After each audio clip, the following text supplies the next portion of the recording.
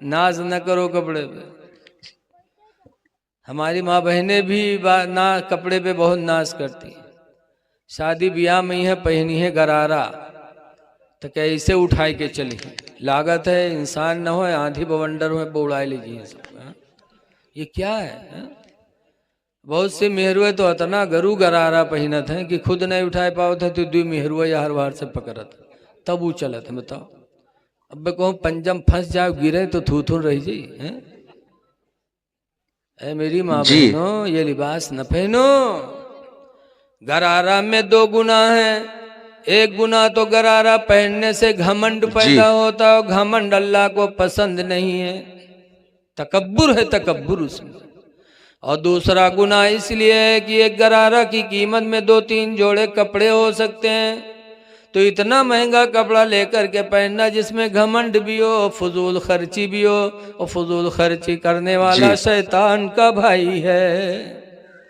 लिबास वो पहनो जिससे घमंड न पैदा हो, इनकिसारी पैदा हो। अल्लाह ताला को तवाज़ो और इनकिसारी पसंद है। तो देखो, शायद ये मस्जिद ही है क्या है? बहुत नीची है शायद है?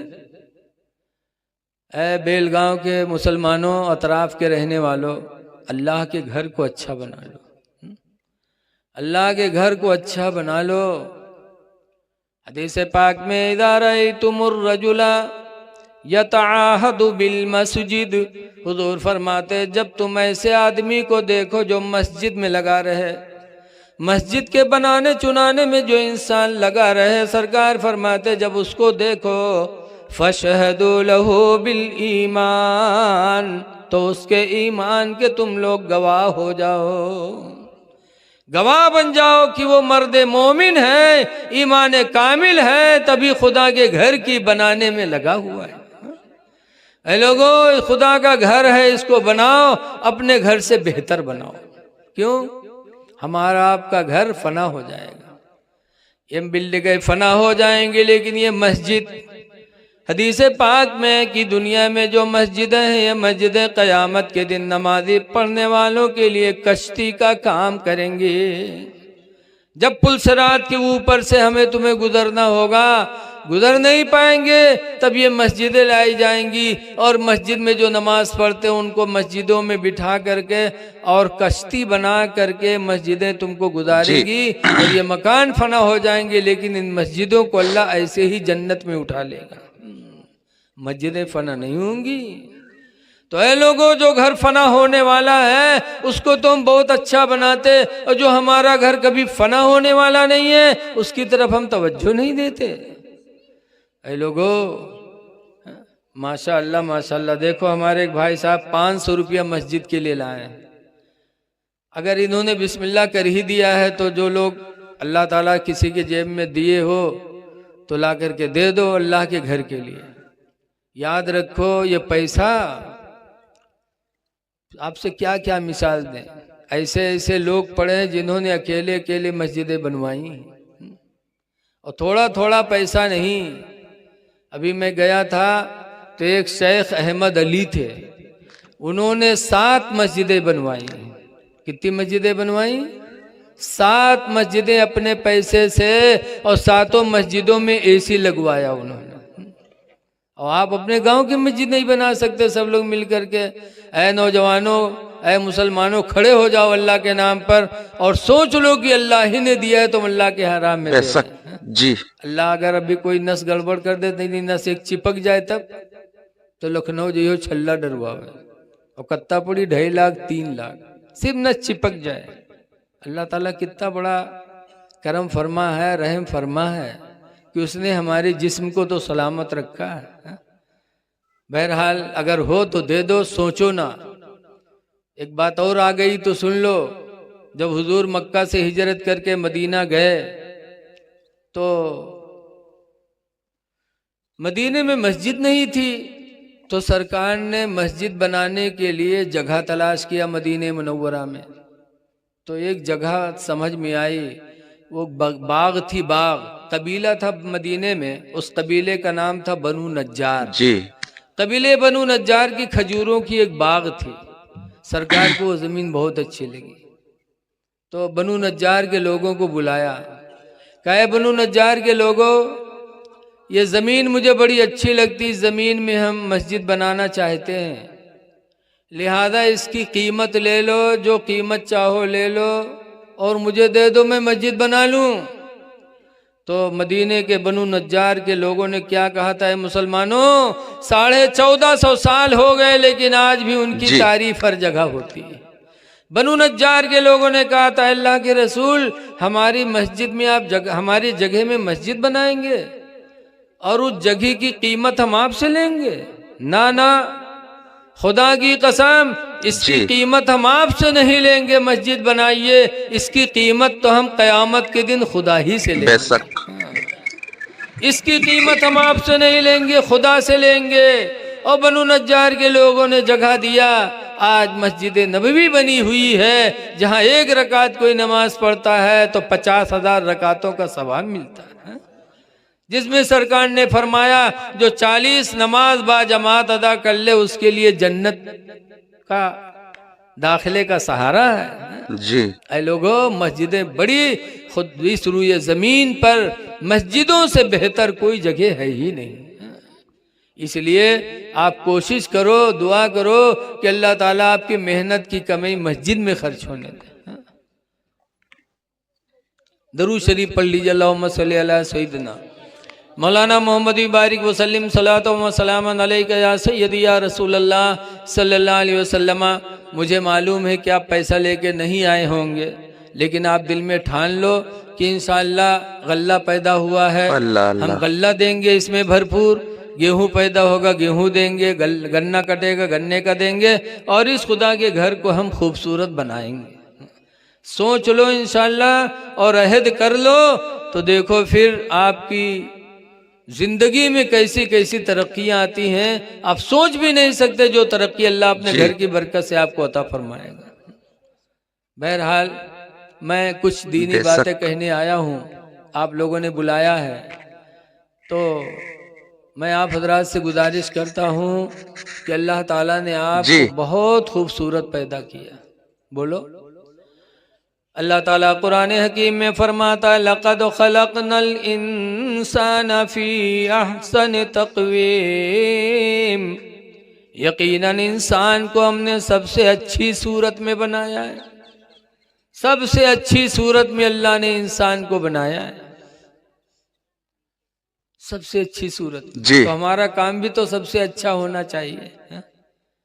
लेकिन आज हमारे कुछ नौजवान ऐसे हैं कि चेहरा तो बड़ा अच्छा लगता, अल्लाह ने खूबसूरत बनाया तो चेहरा खूबसूरत लग रहा है, लेकिन पान पुकार गुटखा खाए खाए के मुंह इतना करिया कह लेने की खोले थे तो लगा थे कोई भुजबक बाहर हो।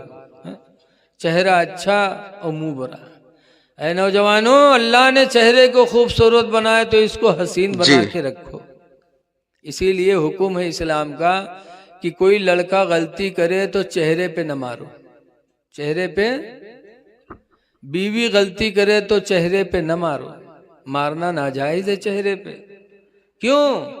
अल्लाह ताला ने कसम खा के फरमाया है, फरमाता है जैतून, कसम है इंजीर की, कसम है जैतून की, व तूरे सीनीन, कसम है तूरे सीना पहाड़ की, वहादल बलदिल अमीन, कसम है अमन वाले शहर मक्का की।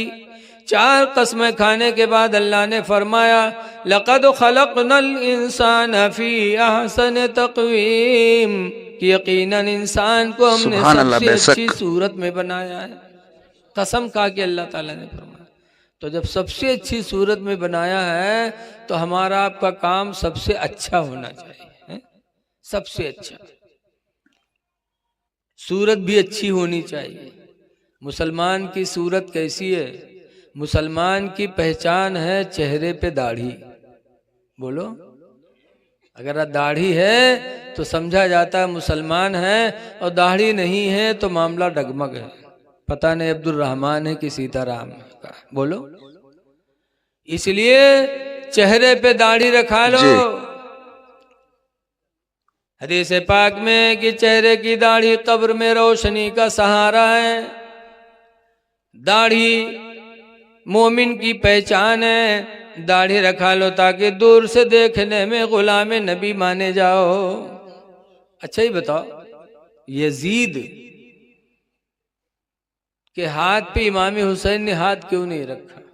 बोलो, यजीद यही तो कहता था मुझसे मुरीद हो जाओ, लेकिन नहीं हाथ पे हाथ दिया। क्यों? कलमा पढ़ता था यजीद, मुसलमान भी था, कलमा भी पढ़ता था, लेकिन इमाम हुसैन ने हाथ पे हाथ नहीं दिया।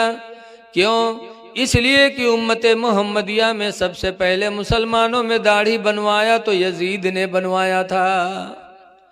किसी नबी ने दाढ़ी नहीं बनवाया। 1,24,000 या 2,24,000 दुनिया में नबी आए, लेकिन हर नबी के चेहरे पे दाढ़ी थी। हज्जतुल विदा में रसूलुल्लाह के साथ मिना की मैदान में 1,40,000 सहाबा थे, लेकिन हर सहाबी के चेहरे पे दाढ़ी थी।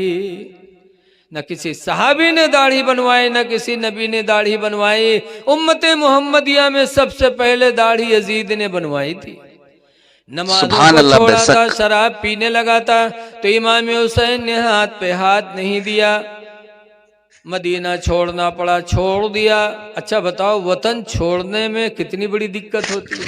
आप बेलगांव में पैदा हुए और यहाँ कोई इतना तंग करे कि आपको गांव छोड़ना पड़े तो कितनी तकलीफ होगी। और हुसैन को मदीना छोड़ना पड़ रहा है, जहाँ पैदा हुए, बड़े हुए, सब कुछ हुए। और मदीना वो सरजमीन है जहाँ पर हर मुसलमान जाने की तमन्ना करता है। बोलो, है आप लोगों के दिलों में मोहब्बत के नहीं है? हर मुसलमान चाहता अल्लाह हमें मदीने का सफर करा दे, मदीना देखने को मिल जाए। क्यों? मदीना बड़ा प्यारा शहर है। आला हजरत इमाम अहले सुन्नत फरमाते हैं मदीना जाने वालों के बारे में, हाँ हाँ रहे मदीना गाफिल जरा तू जाग, हाँ हाँ रहे मदीना है गाफिल जरा तू जाग, ऐ पाँव रखने वाले ये जा चश्मो सर की है। बेशक मदीना छोड़ दिया, मक्का गए, मक्का भी छोड़ दिया, करबला गए, जान देनी पड़ी, जान दे दी, लेकिन यजीद के हाथ में हाथ नहीं दिया। क्यों? उसने दाढ़ी बनवाई थी, नमाजों को छोड़ा था, शराब पीने लगा था। ऐ मुसलमानों, अगर आज हमने दाढ़ी बनवाई, नमाजों को छोड़ा, तो क्या हुसैन हमसे राजी होंगे? बोलो भैया, या हुसैन करना बेकार है, या अली करना बेकार है, या हुसैन या अली कहना जब ही फायदेमंद होगा जब हुसैन के नक्शे कदम को हम अपनाएंगे। इसलिए गुजारिश है कि नेकियां कर लो, और कुछ हुकूकुल इबाद हैं उनको भी अपने तई अदा करने की कोशिश करो। एक हदीस पाक में हुजूर फरमाते, उस्कुरुली वली वालिदैक, ऐ मेरे बंदो तुम मेरा शुक्र अदा करो और अपने माँ बाप का शुक्रिया अदा करो। एक जगह अल्लाह फरमाता, वखफिद लहुमा जनाहज़ुल्ली मिनर रहमा, ऐ मेरे बंदो अपने माँ बाप को देखो तो अपने दोनों बाजुओं को झुका लिया करो। माँ बाप की ताजीम बहुत जरूरी। अब्बा आ जाएं, अम्मी आ जाएं, देखो तो खड़े हो जाओ। एक बात बता दें, घबराए तो नहीं आप लोग? जी सुभान अल्लाह। बेशक 1 घंटा हो गया। देख लिया वीडियो मेरे भाई, बहुत ही अच्छा वीडियो है, और इस वीडियो को शेयर करना, और अगर पहली बार ये वीडियो देख रहे हो तो अपने भाई को सब्सक्राइब कर लिया मेरा।